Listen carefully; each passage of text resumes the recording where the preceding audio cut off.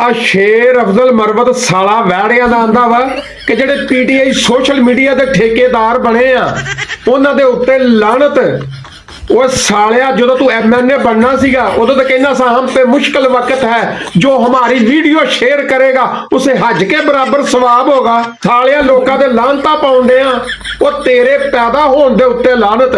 ਉਹ ਸਾਲਿਆ जिस हस्पताल दे विच तू जम्मिया ना उस हस्पताल ते लानत। ਉਹ ਸਾਲਿਆ ਜਿਹੜੀ ਕੈਂਚੀ ਦੇ ਨਾਲ ਤੇਰੀ ਨਾਪ ਕੱਟੀ ਆ ਨਾ ਉਸ ਕੈਂਚੀ ਤੇ ਲਾਨਤ। ਤੈਨੂੰ ਜੰਮ ਕੇ ਜਿਹੜੇ ਪੰਘੂੜੇ ਦੇ ਵਿੱਚ ਪਾਇਆ ਨਾ ਉਸ ਪੰਘੂੜੇ ਦੇ ਉੱਤੇ ਲਾਨਤ। ਉਹ ਸਾਲਿਆ तेरे जम्मन की खुशी में जो खुसरे नचे ना उन्होंने खुसरिया ते लानत। और सालिया जेड़ी तेन बैड मंजी के उत्ते जम के पाया ना उस मंजी बैड के उत्ते लानत। वड्डा मामे खां ना होवे ते और सालिया जिस दिन भी इमरान खान आया ना जो भी उन्होंने कोई फैसला किए ना किसी ने जमात चो बाहर कढ़न दे तो सब तो पहले उन्हें तेनू बाहर कढ़ना वा। मामे खान होवे पाकिस्तान से इमरान खान का अकाउंट ऑपरेट होना चाहिए, नहीं तो अगे किथों होण डिया वा। तेनू पता वा भी पाकिस्तान चो होण डिया या बाहरों होण डिया वा।